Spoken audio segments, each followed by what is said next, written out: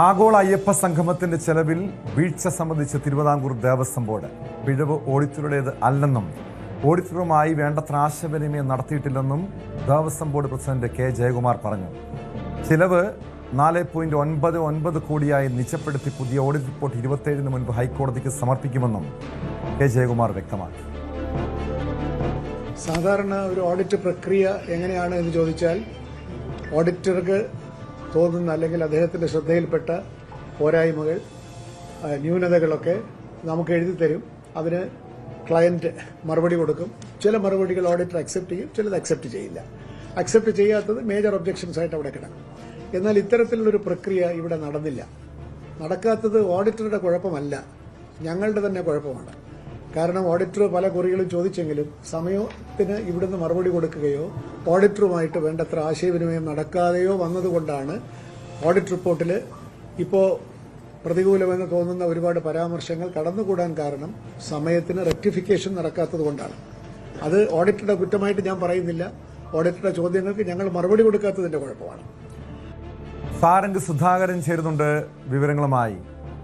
സാരംഗ്, ഈ അയ്യപ്പ സംഗമം കൊണ്ട് സർക്കാർ ഉദ്ദേശിച്ചത് രാഷ്ട്രീയ നേട്ടമായിരുന്നുവെങ്കിൽ പക്ഷെ അത് രാഷ്ട്രീയപരമായി വലിയ തിരിച്ചടിയാണ് ഈ അയ്യപ്പ സംഗമത്തിന് ശേഷം ഉണ്ടായത്. ശബരിമല സ്വർണ്ണക്കൊള്ളയുമായി ബന്ധപ്പെട്ട വിവരങ്ങൾ പുറത്തു വരുന്നു, കേസാകുന്നു, CPM ഉന്നതർ പോലും അറസ്റ്റിലാകുന്നു. അതിനുശേഷമാണിപ്പോൾ അയ്യപ്പ സംഗമത്തിൻ്റെ ചെലവുമായി ബന്ധപ്പെട്ട് ചില ക്രമക്കേടുകൾ കൂടി പുറത്തു വരുന്നത്.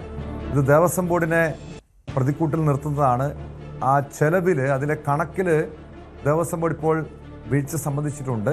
ആർക്കാണ് പിഴവ് പറ്റിയത്, വീഴ്ച പറ്റിയതെന്നാണ് ദേവസ്വം ബോർഡ് വ്യക്തമാക്കുന്നത്.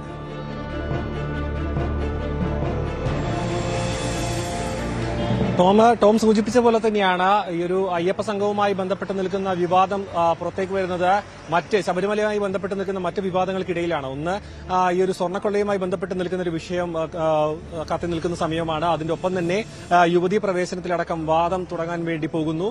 അതിനിടയിലാണ് ഈ ഒരു സർക്കാരിന് ഇരുട്ടടി പോലെ തന്നെ ഒരു പുതിയൊരു വിവാദം അല്ലെങ്കിൽ ഒരു പുതിയൊരു പ്രശ്നം ശബരിമലയുമായി ബന്ധപ്പെട്ട് വന്നിരിക്കുന്നത് ഈ ഒരു ആഗോള അയ്യപ്പ സംഘവുമായി ബന്ധപ്പെട്ട കണക്കിലെ പൊരുത്തക്കേട്. അതായത് ഈ റിപ്പോർട്ട് സമർപ്പിച്ചതിൽ വലിയ രീതിയിലുള്ള പൊരുത്തക്കേടുകളുണ്ട്. അതായത് വലിയൊരു തുക ഊരാളുങ്കൽ സൊസൈറ്റി ഇതിൽ നിന്ന് ആവശ്യപ്പെട്ടിരിക്കുന്നു എന്നടക്കമുള്ളതാണ്. ഇതിൽ പ്രധാനമായും ഇപ്പോൾ ദേവസ്വം ബോർഡ് പ്രസിഡന്റ് പറഞ്ഞിരിക്കുന്ന കാര്യം എന്ന് പറയുന്നത് ഒരു സമയക്കുറവ് ഉണ്ടായിരുന്നു. ഈ ഒരു റിപ്പോർട്ട് ഹൈക്കോടതിയിൽ ഒരു സമയപരിധിക്കുള്ളിൽ തന്നെ സമർപ്പിക്കേണ്ട ഒരു സാഹചര്യം ഉണ്ടായിരുന്നു.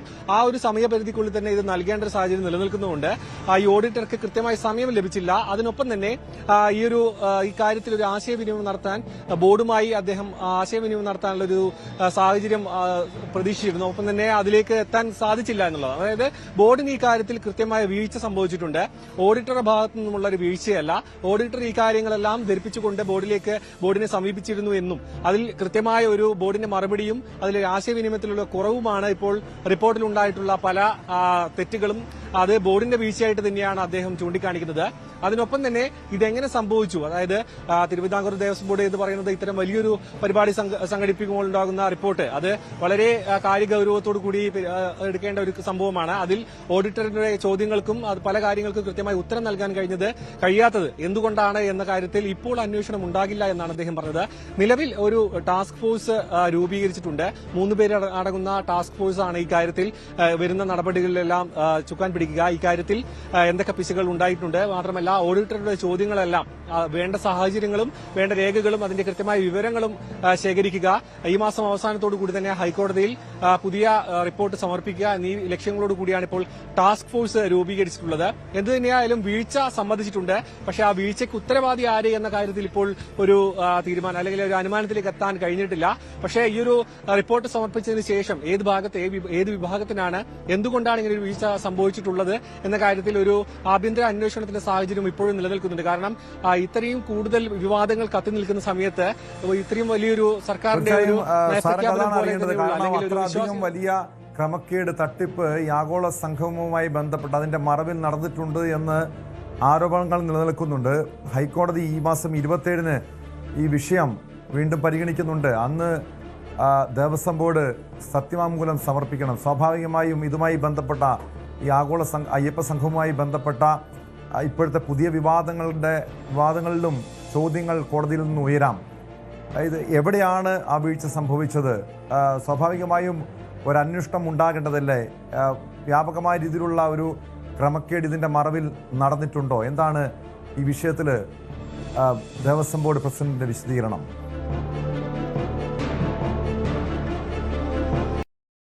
ടോമി, ഈ വിഷയത്തിൽ അതായത് അന്വേഷണം ഉണ്ടാകുമെന്ന് തന്നെയാണ് പറയുന്നത്. പക്ഷേ അത് ഏത് തരത്തിലാണ് ഈ ഒരു വീഴ്ച സംഭവിച്ചത്, അതിനപ്പുറത്തേക്ക് ഒരു പ്രഥമ പരിഗണന നൽകുന്നത് കൃത്യമായ റിപ്പോർട്ട് സമർപ്പിക്കുക. കാരണം ഹൈക്കോടതിയുടെ നിരീക്ഷണത്തിലുള്ള ഒരു ക്ഷേത്രമാണ്. മാത്രമല്ല ഇതിൽ വലിയ രീതിയിലുള്ള വിവാദങ്ങൾ ഇപ്പോൾ തന്നെ നടക്കുന്നുണ്ട്. അതുകൊണ്ട് തന്നെ ഇതിലെ കണക്കിലെ ഓഡിറ്റ് റിപ്പോർട്ടിലെ പിഴവുകൾ ആദ്യം പരിഹരിക്കുക.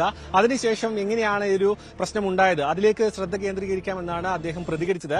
അതിനൊപ്പം തന്നെ കൂട്ടി വായിക്കേണ്ട മറ്റൊരു വിഷയം എന്ന് പറയുന്നത് ഈ ഒരു ചിലവ്. അതായത് PS Prashant Devaswom board president ആയിരുന്ന സമയത്താണ് ഈ ആഗോള അയ്യപ്പ സംഘവും സംഘടിപ്പിക്കുന്നതും അതിനുവേണ്ടിയുള്ള ചർച്ചകളും അതിന്റെ ക്രമീകരണങ്ങളെല്ലാം ഒരുക്കിയത് അദ്ദേഹത്തിന്റെ പ്രസിഡന്റ് ആയിരിക്കുന്നത്. അതായത് ആ സമയത്താണ് ഈ വിഷയങ്ങളെല്ലാം നടക്കുന്നതും. ആ സമയത്താണ് ഇതുമായി ബന്ധപ്പെട്ട MOU ഊരാളുങ്കൽ സൊസൈറ്റിയുമായി ഒപ്പിടുന്നത്. അതിൽ 8 കോടിയിലധികം രൂപയാണ് MOU ഒപ്പിട്ടിരുന്നത്. പക്ഷേ അതിനുശേഷം ഈ ഒരു MOU ഒപ്പിടുന്നു, ഈ ധാരണാപത്രം ഒപ്പിട്ടതിന് ശേഷം ദേവസ്വം ബോർഡ് വീണ്ടും ഒരു യോഗം ചേരുന്നു. ആ യോഗത്തിലെടുത്ത തീരുമാനത്തിലാണ് ഈ 8 കോടിയിൽ നിന്നും ചിലവ് ചുരുക്കിക്കൊണ്ട് 4.99 കോടി രൂപ ആ തുകയിൽ നിൽക്കണം ചിലവ് എന്ന തീരുമാനമെടുക്കുന്നു. അതായത് ഇനി ഈ ഒരു കണക്കിലെ അപാകതകളും എല്ലാം പരിഹരിച്ച് ഓഡിറ്റ് റിപ്പോർട്ട് കൃത്യമായി സമർപ്പിച്ചാലും ഇതിൽ ഈ ഒരു ആഗോള അയ്യപ്പ സംഘവുമായി ബന്ധപ്പെട്ട് ഈ തുക മാത്രം, അതായത് 4.99 ലക്ഷം രൂപ മാത്രമാണ് ഇപ്പോൾ ഊരാളുങ്കൽ സൊസൈറ്റിക്ക് ലഭിക്കുക.